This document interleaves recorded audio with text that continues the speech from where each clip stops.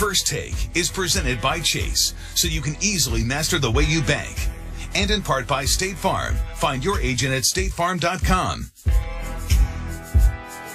Yesterday, Lebron put up a nostalgic post on Instagram shouting at his squad and getting fired up for the season. Posting this, "Man, I can't wait to get back on the floor again with you two guys. Last year was just a sample size of what we're capable of, and I'm so hyped thinking about what's next." At Kevin Love, at Kyrie Irving, hashtag the King, Uncle Drew, Menace, the land.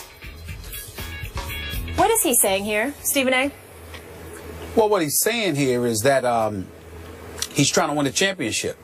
And in his heart of hearts, he believes that had it not been for Kyrie Irving and Kevin Love going down, the Cleveland Cavaliers would be NBA world champions. And I believe him. I can't say this enough. I really feel sorry for LeBron last year from the finals. I know that it was the fourth finals loss of his career. It's one of those things where I don't give any accountability to him whatsoever with that NBA finals loss. I know that he was horrific from three-point range, which you repeatedly bring up, Skip, and that's legitimate. I get that. But that's about the only thing that you can say. When you talk about a Herculean effort that was put on display, there is no question that that's what LeBron James did in the NBA Finals. He seemed to have virtually no help whatsoever on the offensive end of the floor. Matthew Dellavedova and Iman Shumpert are defensive players. J.R. Smith was a complete no-show, and as much as I like J.R. Smith, I made my feelings very, very clear about him. He has been in the league too long. He is too gifted to be the one-dimensional shooter that he is. He should have a better handle. He should know that he can get to the free throw line and get shots that way. He should go to the rack more. He should be like Vinny the Microwave Johnson was in his heyday with the bad boy Detroit Pistons. It ain't about shooting the jump shot. It's about scoring any way you know how to. That's what JR needs to be. When you look at LeBron, what help did he have? Tristan Thompson was a rebounding demon, was there for defense, gave you a little something offensively, no doubt, but that's not his MO. Okay, wherever you turned, nobody was there to step up offensively because Kevin Love and Kyrie Irving was gone.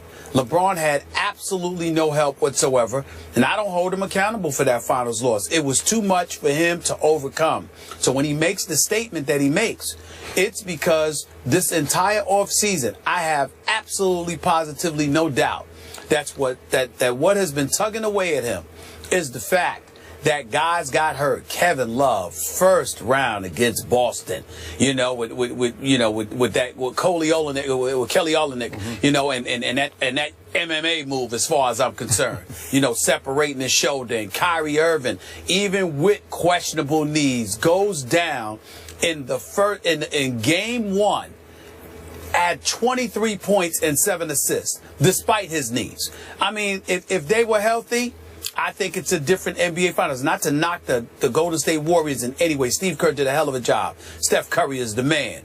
But I would have loved to see those guys healthy. And I think LeBron James is exactly what he's saying, because he firmly believes if that were the case, they would be standing here as NBA world champions right now. So they got some business to go in hand. Okay, before I deal with your larger point, are you suggesting now that Olynyk cheap-shotted Kevin Love, that was a dirty play?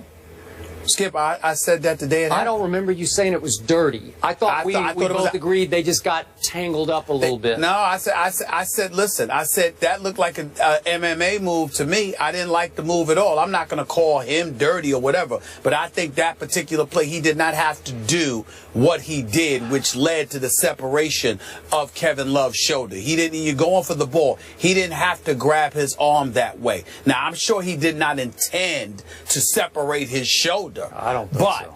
It was a suspect move on his part. I'm not saying he intentionally hurt the shoulder, but it was a suspect move. Okay, back to the larger issue.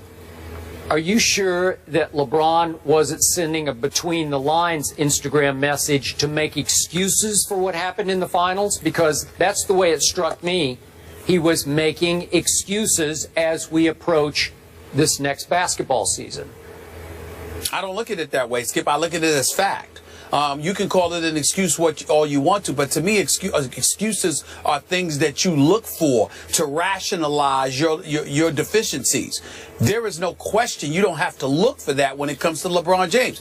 Kevin Love and Kyrie Irving, two of the big three, the new version of the big three, were gone in the NBA Finals. And against Steph Curry, Klay Thompson, the Splash Brothers, with Draymond Green, with an Andre Iguodala, with all of the things that they've done all this year, he had to go out there as a one-man wrecking crew with people like you convincing him that he had help because of Matthew Dellavedova. I mean, give me a break. I like Dellavedova as a person, and I like him as a role player, but to be the guy that you had to lean on in the NBA Finals as your point guard, just stop it. LeBron James virtually had no help. Now, it was supposed to be JR who showed up and offset the loss of Kevin Love and Kyrie Irving to some degree. And J.R. Smith was a no-show because his jump shot wasn't falling, and he continues to be one-dimensional. He's better than that. He's more talented than that. He needs to step up and diversify his game. Okay. But outside of it, but had he done that, it would have been a different result too. Okay. I just think that, no question, Kevin Love and Kyrie Irving, you don't have to look for those excuses, Skip. They're not excuses. They're facts. Okay. I'm not trying to give LeBron a pass. Okay, now that I've allowed your revisionist history as you look back at what happened in the finals, I'm going to give you my take on what I saw when we were at the NBA Finals. I actually was there in Cleveland, so it counted for me too. Usually I just watch on TV, so it counted. You were there, you were in the arena, so it was counting, but I was there too, so for me that game actually counted. The home team was up 2-1 with another game at home.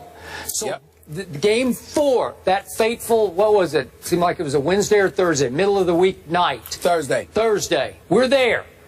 And it's LeBron's house. He should have owned this game. And you conceded or agreed the next morning that LeBron just either ran out of gas or just had a bad night because he just came out flat from the start. I was shocked by it. And by the way, Matthew Dellavedova had contributed mightily to getting them to 2-1 up. And that night, he ran out of gas for sure. And wound up, remember, he had to go to the hospital for IVs or something after the game, and then he was never the same after that. But listen, Tristan Thompson had been showing up. Mozgov had been showing up. I thought Shumpert, to a degree, had been showing up. Obviously, JR had not been showing up. LeBron James had been showing up for the most part and should have showed up that night, because I think you would agree with me. If LeBron gutsed it up in Game 4 and they win and go up 3-1, don't they hang on to that? I think they could figure out a way to get that one home. Literally, come back home and clinch. So to me, I was so disappointed in LeBron James that night that I'm not going to give him the injury excuses of losing Kevin Love and Kyrie because we are now revisionist history. You can't say that because they were in commanding position to virtually close the deal. The best player on the planet in his house. Really? Skip. And you can't do that? You look at it that way. I look at it differently. And again, I'm not trying to make excuses, but unlike you, I'm not comparing him to Michael Jordan either. Here was the situation. Steve Kerr made an adjustment, inserted Andre Iguodala into that starting lineup. Andre Iguodala comes off the bench. He's in the starting lineup. He drops 22. But more importantly, he helped to up the pace, to dictate tempo, because they had surrendered tempo to Cleveland. They had fallen victim to a slower pace of play, which worked to their disadvantage against the size that Tristan Thompson and Mozgov was throwing at them in games 2 and 3. Game 4 comes around. LeBron James is completely and utterly exhausted. More importantly than that, somebody by the name of Skip Bayless had been absolutely positively raving about Matthew Dellavedova and Delly. That's all you kept saying in front of folks in Cleveland. Well, they got caught up. Let me finish. They got caught up in the sauce, getting caught up in Matthew Dellavedova. What happens that game? He shoots 3 of 14. He finishes with 10 points. Can't buy a basket. Don't even get me started with how he shot in games 5 and 6. How about JR? But in game 4. In Game 4, he shot 3 of 14. So LeBron's looking for him. JR shoots 2 of 12 in that game. He gives you absolutely positively nothing. So LeBron, who's averaging more than 40 minutes, okay, who's got to carry the load both offensively and defensively, was spent. It's that simple. Anybody who watches basketball, who knows basketball, knows what happened. I'm not sitting there. Listen, if LeBron played like garbage, I would be right up here saying he played like garbage. But it was not that simple. You get to a point where you're running up and down the floor against these brothers, these Greyhounds, and you have virtually no help whatsoever on the offensive side of the ball. And inexplicably, I might add, David Blatt, what does he do with Timothy Mozgov? Barely nothing for the rest of the series. Everywhere LeBron turned, he had no help on the offensive side of the ball. And they got blown out in that game, if you remember. It wasn't like it was a close game where he didn't show up. They got ran out of the gym in Cleveland for that Game 4 because he had nothing due to fatigue and the rest of them had nothing due to lack of skill. I thought he was the fittest player on the planet as well as being the greatest player on the planet. Is anybody in better shape than LeBron James? And you run out of gas in the fourth game of the NBA Finals? Well, he didn't run out of gas for the series. He ran out of the gas for that particular game. You have to remember, Skip. Hold it, Skip. We all lamented everything that was going on. You got the 2-2-1-1-1 format. You got the travel. Hell, we were tired. Let me tell you something right now. Talk about him quitting. Speak for yourself. I was ready to quit with those afternoon shows. With those afternoon shows that we were doing. It almost killed me. You understand? I was tired. So I know he was tired. All I'm saying to you is I'm looking at what it was. I would love to sit here and eradicate those excuses. Trust me, I don't give him that excuse. I didn't give him that excuse when they lost to Dallas. I didn't give him that excuse when they lost to San Antonio and they got obliterated and ran out of the gym in 5 games. I didn't do that. But this particular series, wait a minute. So if you want to make an argument and look for excuses, you can find anything. I don't roll like that. Here's the reality. The brother was tired. He was vastly outnumbered. Kyrie Irving and Kevin Love being gone and J.R. Smith not showing up to do what he was supposed to do were death knells. There's no way around that. There's no way around that. I don't even count these finals losses against LeBron. I really don't. I really don't. He had no shot. Okay, maybe he's not the greatest player on the planet. Maybe we're setting his bar too high. If that's the point, then I'm good with it. All right, if that's the point you want to, I'm not going to go that far. I don't see a player in basketball better than him. I know Kevin Durant thinks he is. I think Kevin Durant is number 2, could easily be number 1, but he's got to win a chip before he's ready to claim number 1. And I love me some Kevin Durant. The brother's big time. But at the same time, I'm not going to give him the edge over LeBron, not just yet. But at the same time, look at the mileage. See, you want to ignore all of these things. I'm sitting there saying to you, Skip, I get it. When you were talking about him being scared to go to the free throw line years ago, when you talk about him in pressure and clutch situations, I get all of that. But this is one of those situations, man. Look at the mileage on the body, the games that he's played, all of these years. And do you show up in the finals and Kyrie and Kevin Love go down? Come on, Skip. That's just not fair. It's not fair to ignore that. It really isn't. Okay.